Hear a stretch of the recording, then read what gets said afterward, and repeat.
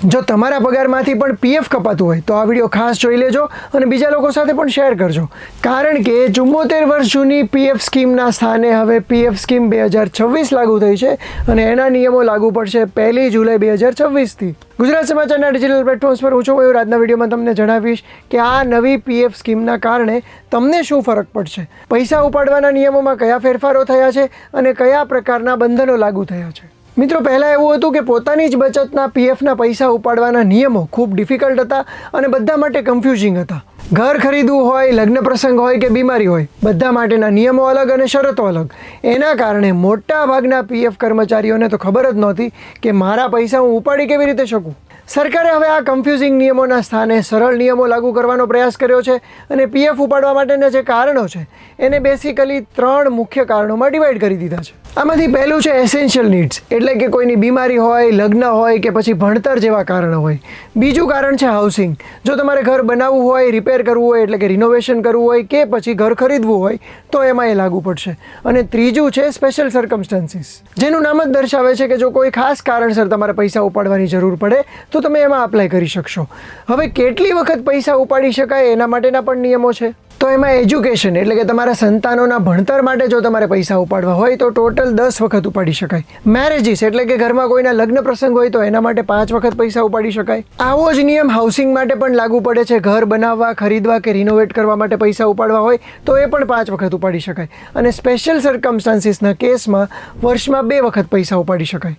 હવે તમને જણાવી દઉં કે નવી પીએફ સ્કીમમાં કયા નિયમો નથી બદલાયા। તો પહેલું તો વેજ સીલિંગ માટેનો જે 15,000 સેલરીનો નિયમ છે એ હજુ નથી બદલાયો, અને બીજું એમાંથી 12% જેટલું પીએફ કોન્ટ્રીબ્યુશન કાઢવા માટેનો નિયમ પણ હજુ નથી બદલાયો।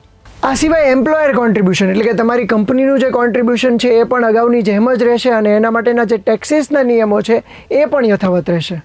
નવી પીએફ સ્કીમ દર્શાવે છે કે જો તમે 12 મહિનાથી એટલે કે 1 વર્ષથી પીએફના મેમ્બર છો તો તમે એલિજિબલ બેલેન્સમાંથી વિડ્રો કરી શકો છો। એલિજિબલ બેલેન્સ કોને કહેવાય?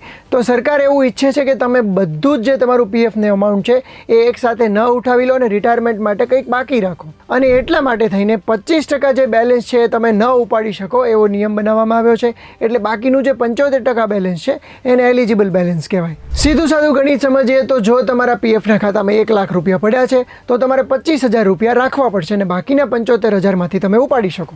બીજી મહત્વની વાત, વિડ્રોઅલ તમારે ઈપીએફઓનું જે ડિજિટલ પોર્ટલ છે ત્યાંથી કરવાનું રહેશે અને મિનિમમ અમાઉન્ટ 1,000 રૂપિયા હોવું જોઈએ, એટલે 200-500 રૂપિયા માટે તમે પૈસા જઈને ના ઉપાડી શકો। હવે નિયમો પ્રમાણે તમામ રકમ કોણ ઉપાડી શકે એ પણ જાણવું જોઈએ। તો જો તમારી ઉંમર 55 વર્ષ થઈ ગઈ હોય તો તમે તમારા પીએફના તમામ રૂપિયા ઉપાડી શકો છો। એ સિવાય જો તમે કામ કરવા માટે સક્ષમ નથી રહેતા, કોઈ અકસ્માત થાય કે બીજી કોઈ ઘટના થાય એના કારણે જો તમે કામ કરવા માટે સક્ષમ ન હોય તો પણ 100% રકમ ઉપાડી શકો।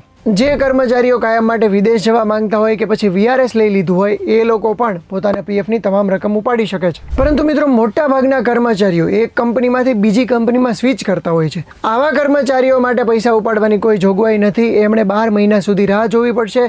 જો એમને નવી નોકરી નથી મળતી તો પણ આ 12 મહિનાનો પીરિયડ તો રહેશે જ। તો બસ આ હતા બધા નવા નિયમો। સરકાર તમે પૈસા સરળતાથી ઉપાડી શકો એવું ઈચ્છે છે, પણ તમારે ધ્યાન રાખવાનું છે કે બધા પૈસા ઉપાડવાની સવલત હોવાના કારણે ઉપાડવા ન જોઈએ। દરેક કર્મચારીએ પોતાના ભવિષ્ય અને રિટાયરમેન્ટ વિશે વિચારવું જોઈએ, અને એ માટે પીએફની રકમ ઘણા બધા લોકો માટે ભવિષ્યમાં ખૂબ કામ લાગતી હોય છે।